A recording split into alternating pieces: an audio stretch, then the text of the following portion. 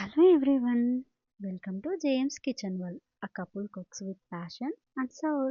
అందరూ ఎలా ఉన్నారు? మేము బాగున్నాం.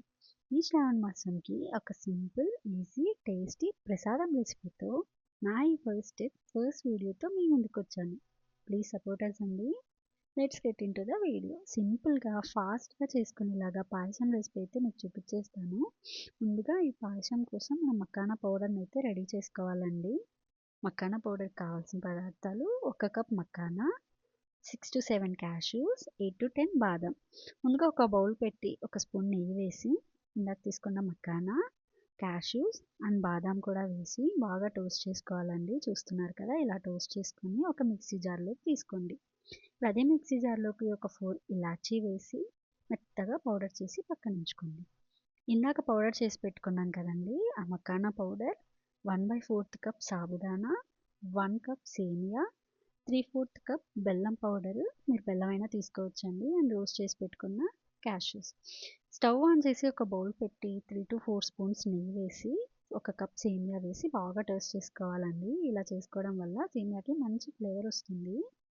ఇప్పుడు అలా పక్కన తీసి పెట్టుకొని అదే బౌల్లోకి 1/4 కప్ సాబుదానా కూడా వేసి 1 కప్ వాటర్, 1 కప్ మిల్క్ వేసి బాగా ఉడికించుకోవాలండి. ఏ కప్తో అయితే తీసుకున్నామో అదే కప్తో మనం మిల్క్, వాటర్ కూడా తీసుకొని ఇలా చూస్తున్నారు కదా, ఇలా మెత్తగా ఉడికిన తర్వాత ఇందాక టోస్ట్ చేసి పెట్టుకున్న సేమియాని కూడా ఇందులో వేసి బాగా కలుపుకోవాలి.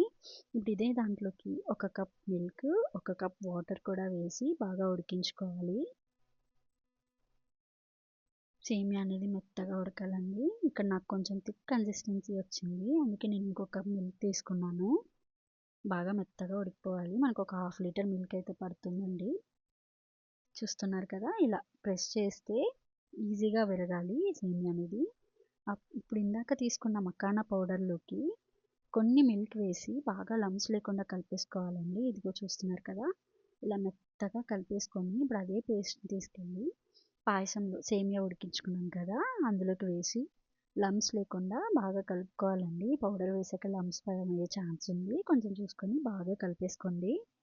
ఇప్పుడు 3/4 కప్ బెల్లం తీసుకున్నాం కదా, అది కూడా వేసి తీసుకోండి. ఇప్పుడు నేను ఇక్కడ నెయ్యి వేసుకుంటున్నానండి. నాకు 2 to 3 స్పూన్స్ సరిపోతుంది. మీరు కావాలంటే ఎక్కువైనా నెయ్యి వేసుకొని బాగా కలుపుకోవాలి. చూస్తున్నారు కదా, ఈ కన్సిస్టెన్సీలో ఉంటే పాయసం రోజంతా అదేలా వాటరీగానే ఉంటుంది. ఇప్పుడు ఇందులో ఒక బౌల్లోకి తీసుకొని సర్వ్ చేసేసుకోవడం, క్యాష్యూస్ వేసుకొని సర్వ్ చేసేసుకోవడమే.